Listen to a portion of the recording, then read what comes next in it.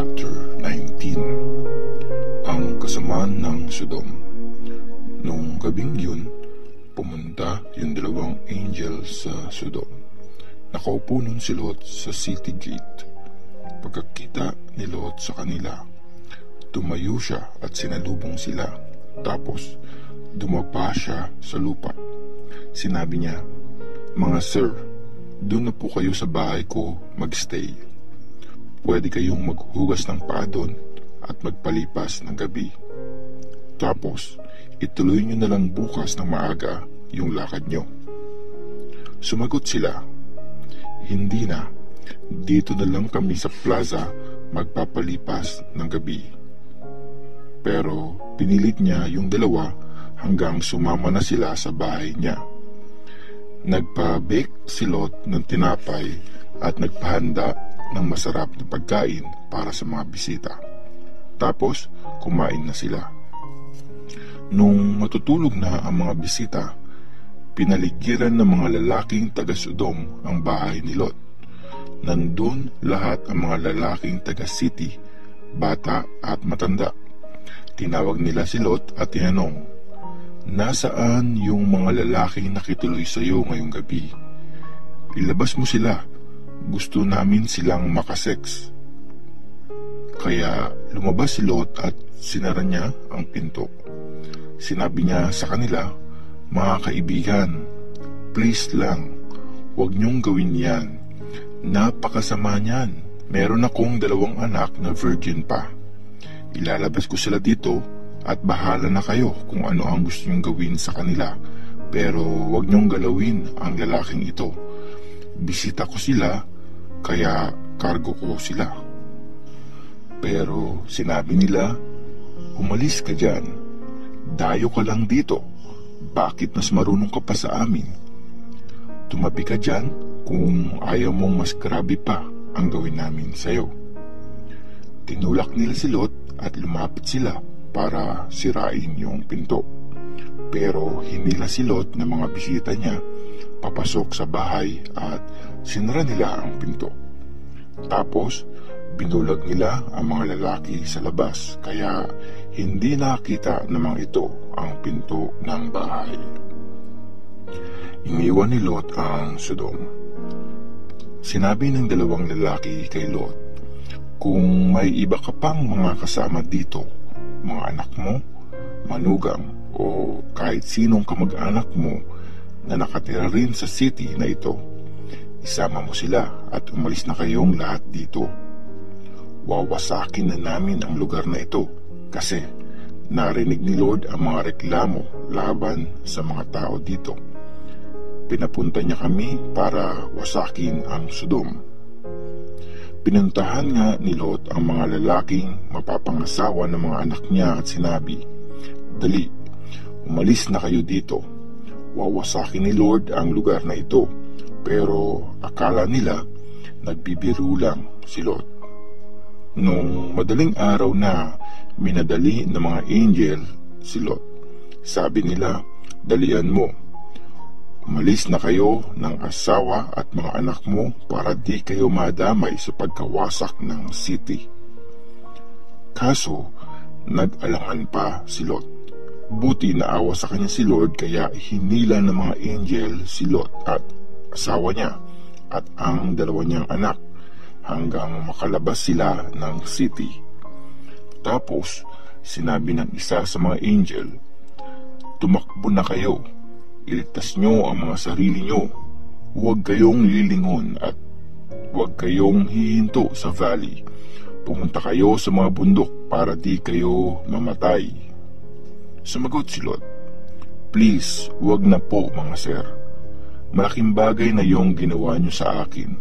Napakabait nyo, niligtas nyo ako, pero sobrang layo po ng mga bundok. Baka mamatay na ako at madamay sa pagkawasak ng Sodom bago pa ako makarating doon. Ayun po, may maliit na bayan doon, malapit lang yun dito, baka pwedeng doon na lang kami pumunta. Maliit lang ang bayan na yon pero safe kami doon." Sumagot siya, "Okay, sige. Hindi ko sisirain ang bayan na yon. Bilis, tumakbo na kayo. Hindi ko masisimulan yung gagawin ko hanggat di kayo nakakarating doon. Tinawag ni Lot na maliit ang bayan na yon, kaya Zoar ang naging pangalan nun. Ang pagkasira ng Sodom at Gomora. Umaga nung marating na nila Lot ang Zoar. Tapos, biglang nagpaulan si Lord ng apoy at sulfur sa Sodom at Gomora. Tinupok niya ang mga city na yon at buong valley kasama ang lahat ng nakatira doon at lahat ng puno at halaman. Pero lumingon ang asawa ni Lot kaya nanigas siya at naging estatwang asin.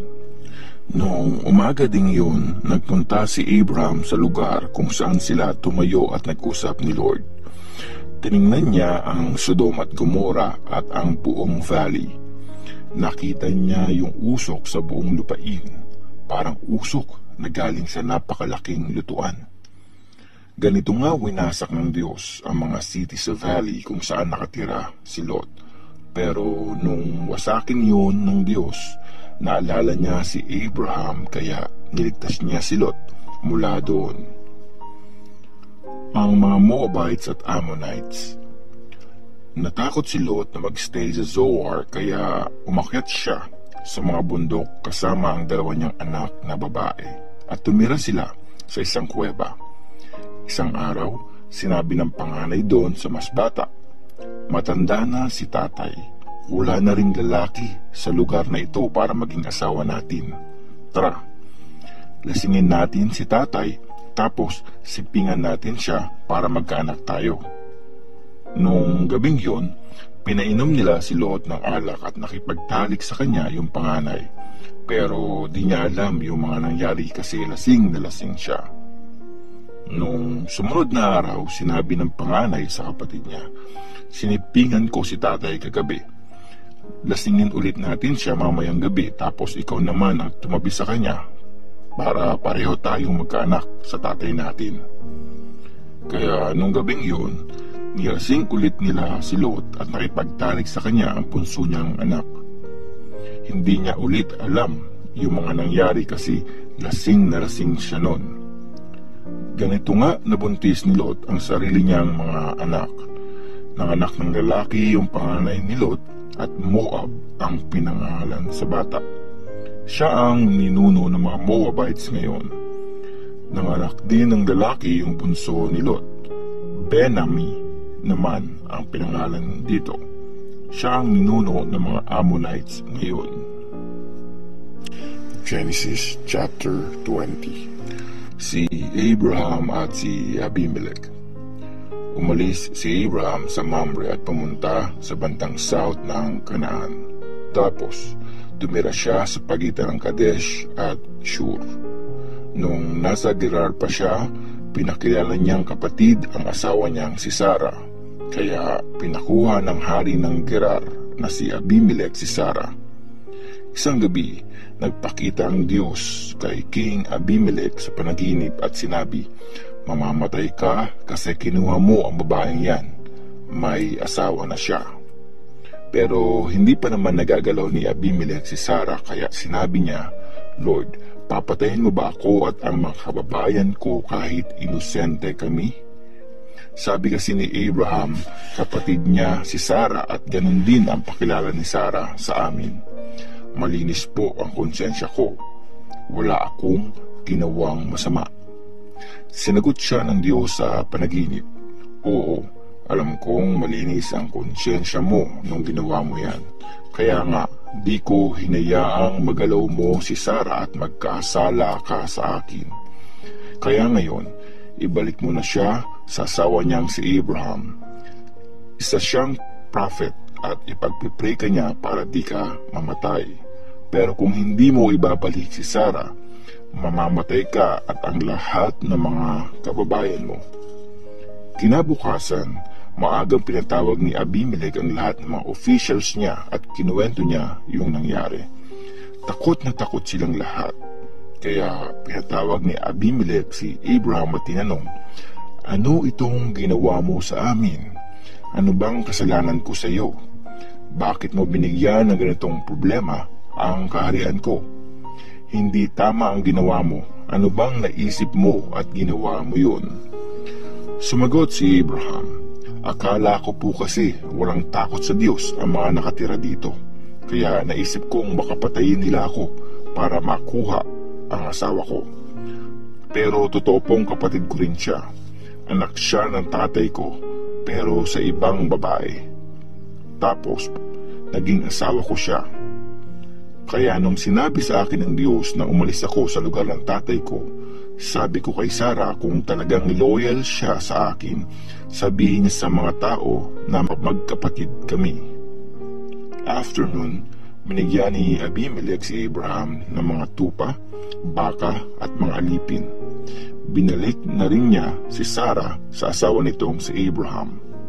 Sabi niya kay Abraham, ayan ang buong lupain ko. Tumira ka kung saan mo gusto. Sinabi niya naman kay Sarah, bibigyan ko ng 1,000 silver ang kapatid mo para malaman ng lahat na wala kang ginawang mali.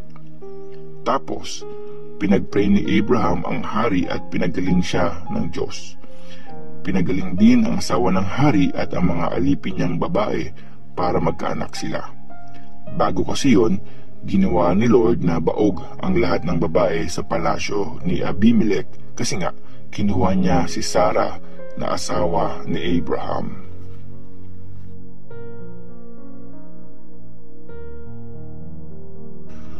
Genesis chapter 21. Pinanganak si Isaac. Blines ni Lord si Sarah gaya ng sinabi niya at tinupad ni Lord ang pangako niya. Kahit matanda na si Abraham, nabuntis pa rin si Sarah at nagkaanak ng isang lalaki. Pinanganak yung bata sa eksaktong panahon ng sinabi ng Diyos. Isaac ang pinangalan ni Abraham sa anak niya. Nung 8 days na si Isaac, tinuli siya ni Abraham gaya ng inutos ng Diyos. Pinanganak si Isaac nung 100 years old na si Abraham. Sabi ni Sarah, nakakatawa itong ginawa ng Diyos sa akin. For sure, matatawa ang lahat pag nabalitaan nila ito. Tapos sabi pa niya, sinong mag-aakala at makakapagsabi kay Abraham na mag-aalaga pa ako ng bata? Pero nagkaanak ako sa kanya kahit matanda na siya. Nung lumaki yung bata at tumigil na siya sa pagdede sa nanay niya, naghanda si Abraham para i-celebrate yun. Pinalayas sina Hagar at Ishmael. Isang araw, nakita ni Sarah na nakikipaglaro si Ishmael sa anak niyang si Isaac. Si Ishmael yung anak ni Abraham kay Hagar na isang Egyptian. Sabi ni Sarah kay Abraham, palayasin mo yang alipin na yan at yung anak niya. Hindi dapat makihati ang anak ng babaeng yan sa mamanahin ng anak kong si Isaac. Ang sakit-sakit noon para kay Abraham kasi anak din naman niya si Ishmael. Pero sabi ng Diyos kay Abraham, huwag ka nang mag-alala para sa bata at sa alipin mo. Gawin mo yung sinabi ni Sarah sa iyo, kasi kay Isaac ko tutuparin yung pinaramis kong lahi sa iyo. Pero bibigyan ko rin ng maraming anak yung anak ng alipin at gagawin ko silang isang bansa kasi anak mo rin naman siya. Kinabukasan, maagang gumising si Abraham at binigyan niya si Hagar na pagkain at tubig. Pinabuhat niya kay Hagar ang mga yon at pinalis siya kasama yung bata. Umalis nga siya at nagpagala-gala sa desert ng Beersheba. Noong naubos na yung tubig nila, iniwan ni Hagar ang bata sa ilalim ng maliit na puno. Tapos, umupo siya sa bandang malayo. Mga 100 meters yun. Sabi niya sa sarili, hindi ko kayang makitang mamatay ang anak ko. Naupo na lang siya doon at umiyak. Narinig ng Diyos na umiiyak yung bata. Tapos, isang angel ng Diyos ang kumausap kay Hagar. Anong iniiyak mo, Hagar? Huwag kang matakot. Narinig ng Diyos ang iyak ng bata. lapitan mo siya at patahanin.